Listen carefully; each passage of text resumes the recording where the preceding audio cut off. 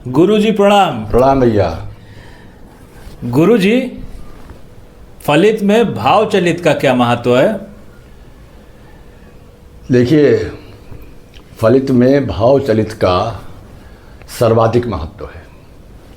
इसको हम लोग ऐसे समझते हैं कि जब एक कोई जन्मांग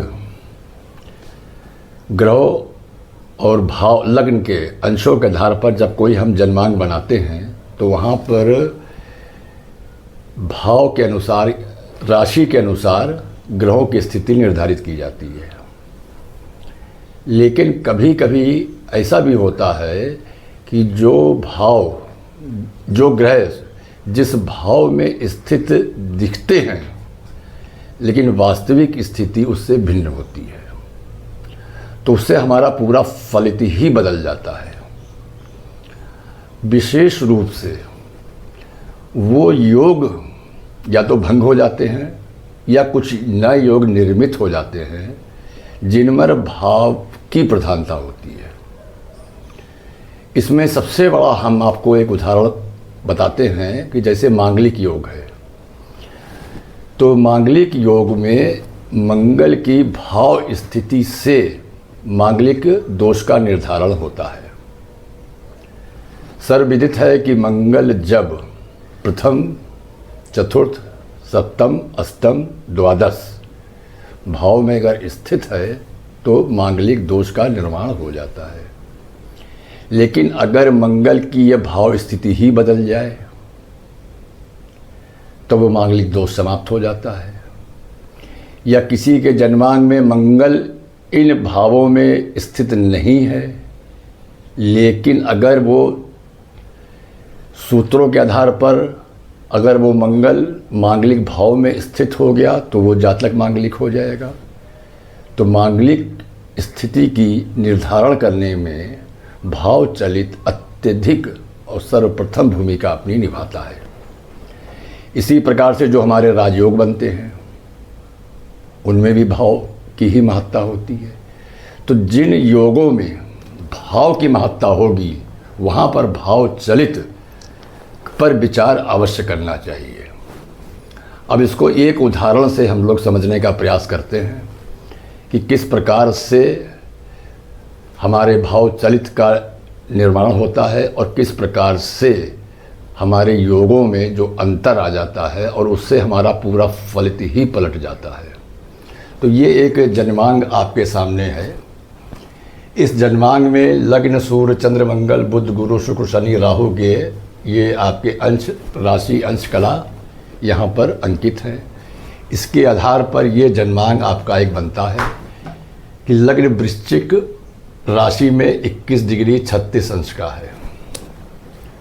सूर्य और गुरु धनु राशि में है, इसलिए ये द्वितीय भाव में अंकित किए गए हैं। मंगल और बुध मकर राशि में है तो तृतीय भाव में अंकित किए गए हैं।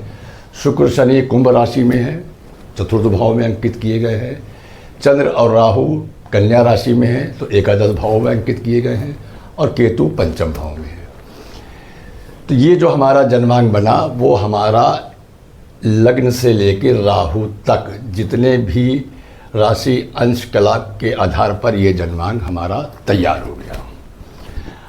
और ये जो हमारा जन्मांग बना ये राशि और अंशों के आधार, राशि के आधार पर ये आपका जन्मांग तैयार हो गया। अब हमको यहाँ पर ये देखना है क्या वास्तव में जो ग्रह जिस भाव में स्थित दिखाए गए हैं क्या ये इसी भाव में स्थित हैं।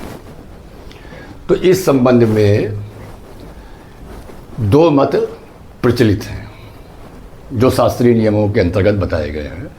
एक है समभाव और एक है श्रीपति पद्धति। तो समभाव का मतलब हुआ समविभाजन पद्धति। समविभाजन का मतलब ये हुआ कि ये हमारा पूरा भाचक्र जो है वो 360 डिग्री का होता है। 12 भाव हैं तो एक भाव 30 डिग्री का मतलब इक्वल हाउस डिवीजन या समभाव विभाजन जिसको हम लोग कहते हैं। और जो दूसरा मत है श्रीपति पद्धति का, वहाँ पर प्रत्येक भाव 30 डिग्री का नहीं होता है। हालांकि कुल योग 12 भाव का 360 डिग्री होता है, लेकिन प्रत्येक भाव 30 डिग्री का वहाँ पर नहीं होता है। वहाँ पर कुछ भाव 30 डिग्री से ज़्यादा भी हो सकते हैं और कुछ भाव 30 डिग्री से कम भी हो सकते हैं। लेकिन इन दोनों में अंतर क्या है कि हमारा जितना भी फलित है और जितने भी हमारे योगा योग हैं वो सब समभाव विभाजन पद्धति पर ही आधारित है। इसलिए हम लोग समविभाजित पद्धति का ही यहाँ पर प्रयोग करते हैं, श्रीपति पद्धति का प्रयोग नहीं करते हैं। अब दूसरी बात कि हमारे पास यहाँ पर लग्न की डिग्री है, वृश्चिक लग्न का 21 डिग्री 36 अंश। समविभाजन पद्धति में ये जो लग्न का जो हमारे पास राशि अंश और कला आया है, तो इसमें से जो ये जो अंश और कला है, समभाव विभाजन पद्धति में ये भाव मध्य का अंश और कला माना जाता है, जबकि श्रीपति पद्धति में ये भाव प्रारंभ का अंश और कला माना जाता है।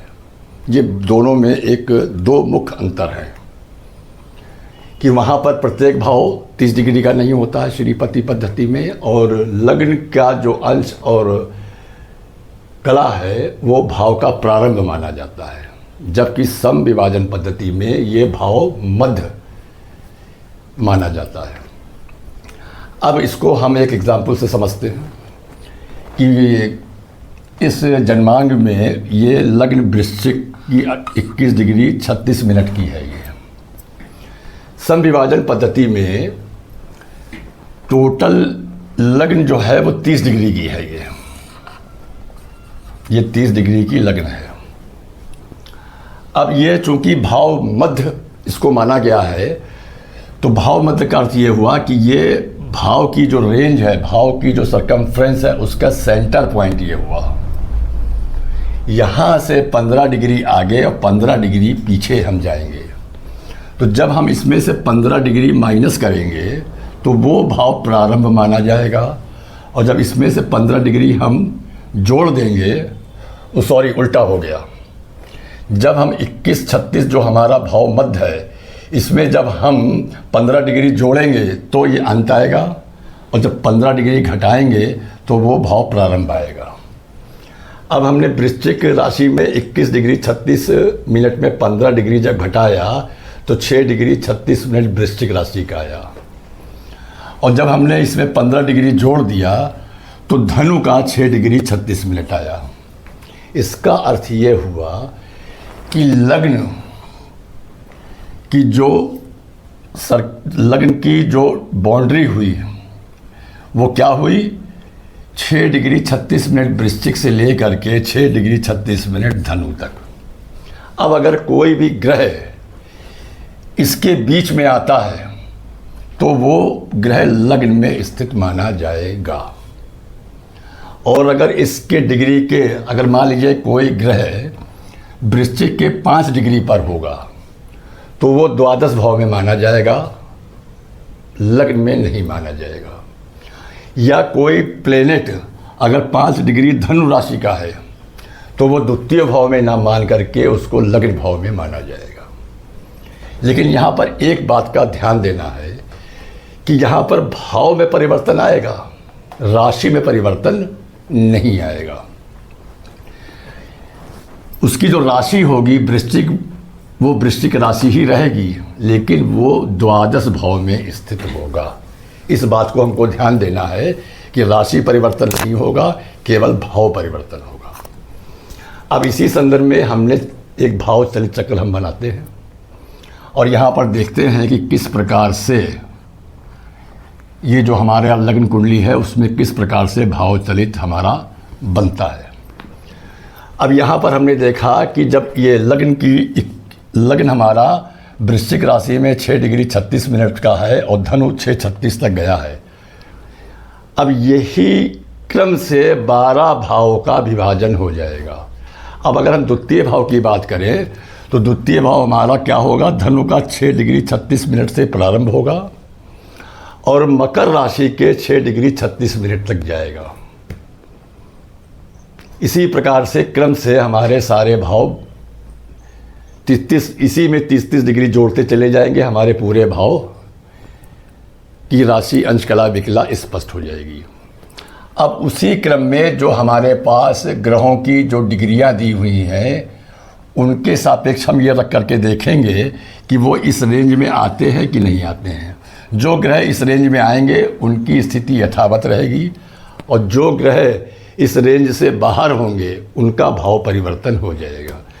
तो यहाँ पर केवल 2 ग्रह, चंद्र और शुक्र ही केवल 2 ग्रह ऐसे हैं जिनके की भाव में परिवर्तन हो रहा है। चंद्रमा यहाँ पर एकादश भाव में है तो यहाँ पर आ गया दशम भाव में, और शुक्र जो यहाँ पर चतुर्थ भाव में है वो चला गया तृतीय भाव में। और दूसरी बात, भाव चलित में हम लोग यहाँ पर राशियाँ अंकित नहीं करते हैं। जब भाव चलित चक्र बनाते हैं तो यहाँ पर हम लोग राशियों का अंकन नहीं करते हैं। राशियों का अंकन इसलिए नहीं किया जाता है क्योंकि राशियाँ अपनी जगह पर स्थिर हैं। राशियों को हम इस संदर्भ में देखेंगे और भाव को हम इस संदर्भ में देखेंगे। तो जब हम कुंडली का फलित देखेंगे तो इन दोनों को मिला करके देखेंगे। मिलाने का अर्थ ये हुआ कि राशि यहाँ से देखेंगे और भाव यहाँ से देखेंगे। अब मान लीजिए हमने देखा शनि को, हमको शनि का देखना है, तो हमने यहाँ पर शनि की राशि स्थिति देखी और यहाँ से भाव की स्थिति देखी। तो शनि कुंभ राशि में चतुर्थ भाव। अब अगर हमको चंद्रमा की स्थिति देखनी है तो चंद्रमा की राशि स्थिति कन्या है और भाव दशम है, जबकि यहाँ एकादश में है। लेकिन जब दोनों को मिला करके देखेंगे तो चंद्रमा कन्या राशि में है और भाव में वो दशम भाव में है। इसका अर्थ ये हुआ कि चंद्रमा दशम भाव का फल देगा लेकिन वो कन्या राशि में होगा। इसी प्रकार से जब हम शुक्र की स्थिति को देखेंगे तो शुक्र तृतीय भाव में है। तो राशि हमने शुक्र की यहाँ से देखी कुंभ राशि में और भाव हमने यहाँ से देखा। चूँकि केवल 2 ग्रहों की ही स्थिति में परिवर्तन है, इसलिए बाकी जितने भी ग्रह हैं वो यथावत हैं। तो भाव चलित की सबसे ज़्यादा महत्ता कहाँ पर सिद्ध होती है? जहाँ पर जिन योगों में भाव की महत्ता होती है। अब इसका 1-2 एग्जाम्पल्स, बहुत अच्छे एग्जाम्पल्स होते हैं। एक पंच महापुरुष योग बनता है। पंच महापुरुष योग में क्या होता है कि सूर्य और चंद्रमा को छोड़कर जो शेष 5 ग्रह हैं, जब वो केंद्र में स्वराशि या उच्च राशि में जब वो स्थित होते हैं तब पंच महापुरुष योग बनता है। अब मान लीजिए शनि यहाँ पर कुंभ राशि में है, तो यहाँ पर शनि पंच महापुरुष योग के अंतर्गत शश नामक योग बना रहा है। लेकिन अगर वो चलित में अगर ये स्थिति का परिवर्तन हो जाए, जैसे यहाँ पर शुक्र चला गया, अब मान लीजिए यहाँ पे शनि हट करके यहाँ या यहाँ आ जाता, तो ये पंच महापुरुष योग यहाँ तो दिख रहा है लेकिन वास्तव में वो पंच महापुरुष योग भंग हो गया है और उसके फल उस जातक को प्राप्त नहीं होंगे। तो सबसे बड़ा पॉइंट ये है कि जो हमारे योग बनते हैं, अब लेकिन वो योग जिसमें भाव की प्रधानता है। नंबर 2 राजयोग, नवम और दशम से मिलकर के राजयोग बनता है। लेकिन पता लगा प्लेनेट जो भी ग्रह है वो खिसक के अष्टम भाव में आ गया या एकादश भाव में चला गया, तो आपको राजयोग दिख रहा है लेकिन उसके फल आपको प्राप्त नहीं होंगे। इसी प्रकार से मांगलिक योग में, जैसा कि हमने पूर्व में बताया आपको, कि अगर मंगल की स्थिति यहाँ पर बदल गई चलित में, तो या तो जातक मांगलिक दिख रहा है तो वो मांगलिक भंग हो जाएगा, या वो जातक जो मंगली नहीं दिख रहा है अगर मंगल की स्थिति परिवर्तन करके अगर वो मांगलिक वाले भाव में स्थित हो गया तो वो जातक मांगलिक हो जाएगा। इसी प्रकार से युति का भी होता है। अब जैसे यहाँ पर शुक्र और शनि की युति दिख रही है, लेकिन यहाँ पर शुक्र जो है वो तृतीय भाव में चला गया, तो ये जो शुक्र शनि की युति थी वो यहाँ पर भंग हो गई है। हालांकि युति देखने के लिए दीप्तांश भी देखे जाते हैं, अगर दीप्तांशों के अंतर्गत है तो युति को मान भी लिया जाता है। लेकिन अगर दीप्तांशों के अंतर्गत नहीं है तो यहाँ पर शुक्र शनि की तो सीधे सीधे डायरेक्ट युति दिख रही है, लेकिन चलित में क्या हुआ, शुक्र और शनि एक दूसरे से अलग हो गए। हाँ, अगर दीप्तांशों के अंतर्गत है तो हम इसकी युति को मान सकते हैं, अगर दीप्तांशों के बाहर है तब ये युति भी भंग हो गई। तो चलित का सबसे ज़्यादा जो महत्व है वो किस में होता है, जिन योगों में भाव की प्रधानता हो, इस बात को आपको याद रखना है, वहाँ पर चलित की महत्ता है। और देखने का नियम क्या है, दोनों को संयुक्त रूप से देखिए, यहाँ से राशि देखिए ग्रहों की और यहाँ से ग्रहों का भाव देखिए, दोनों को मिला करके तब आप फलित की ओर अग्रसर होइए, तब आपका फलित सटीक होगा। अन्यथा दृष्टि में आपको जो योग दिख रहे हैं वास्तविक पता लगा वो योग है ही नहीं, तो इससे आपके फलित में त्रुटि आ जाती है।